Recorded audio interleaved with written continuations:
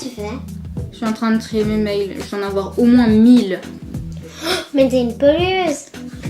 Pas du tout. C'est pas comme s'ils avaient imprimé les 1000 mails, hein, donc je pollue rien du tout. Oui, attends, je vais t'expliquer. Alors en fait, c'est une pollution invisible mais qui est partout. Tu vois, quand tu vas regarder des vidéos, jouer, envoyer des mails, tu penses que ça fait rien mais ça pollue vraiment beaucoup. Surtout que tout le monde fait ça tous les jours.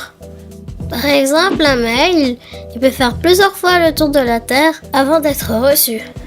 Et tu consommes autant d'énergie en envoyant un mail qu'en laissant la lumière allumée pendant 30 minutes ou plus.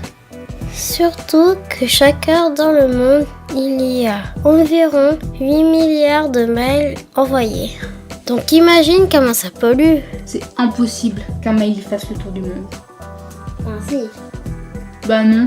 Si j'envoie un mail au voisin, il habite juste à côté, hein, donc... Attends, écoute comment ça fonctionne.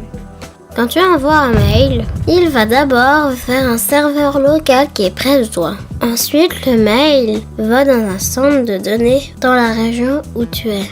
Après, il est envoyé à un fournisseur d'accès qui peut être à l'autre bout du monde. Et pour finir, il est envoyé au voisin. Et... Désolée, je te vois, hein. Bah tant mieux. Bref. Est-ce que tu savais que les grandes bases de données dans le monde, comme Google ou Facebook par exemple, sont souvent alimentées par des centrales à charbon? Et du coup, ça pollue encore plus. Donc Internet est alimenté au charbon.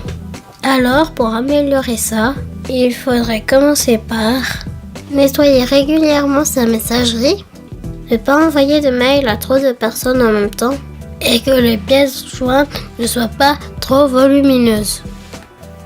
Et Smith, tu devrais savoir tout ça, puisque tu travailles avec des ordinateurs toute la journée. Sors de ma chambre. Sors. En fait, on est dans ma chambre. Hein. Bah je le savais.